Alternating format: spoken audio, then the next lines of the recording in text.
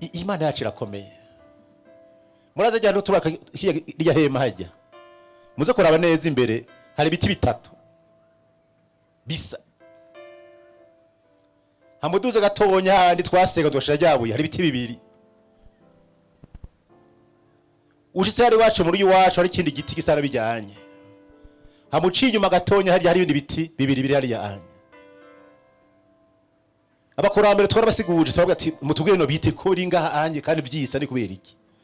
Baratubwira tubwa mbere ati ebene gihugu muri kahise abakoroni bataraza umwami ari mu micungararo. Bijya biti bitatu nibyo bashikirako abajeje umutekano wa mbere umwami nibo bashikirako. Kwe ntibazimire. Bagiye gusaba ijambo. Birajya kwibarabara hajya tukatira hajya bitatu muraza kubibona.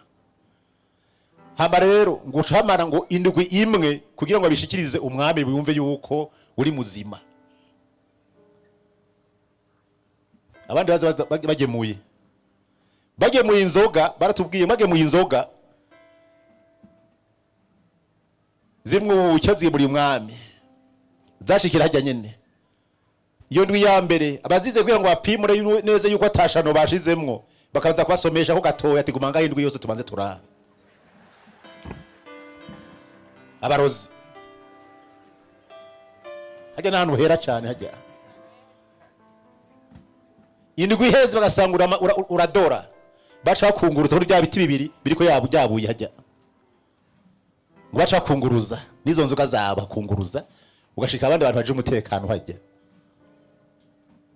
mukamara yindwi izindi indwi imwe ati sura kandi usome kunzuga bazanye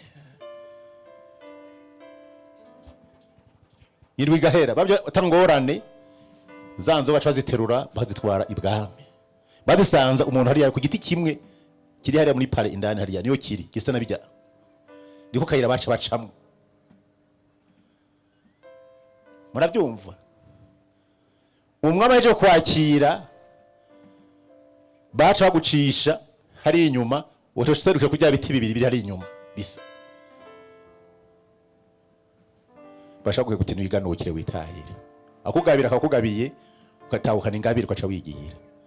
Kino kibanza rero camye no mateka y'abarundi basokuruza na basokuruza nicoroshe dukomeye amashimana yacu.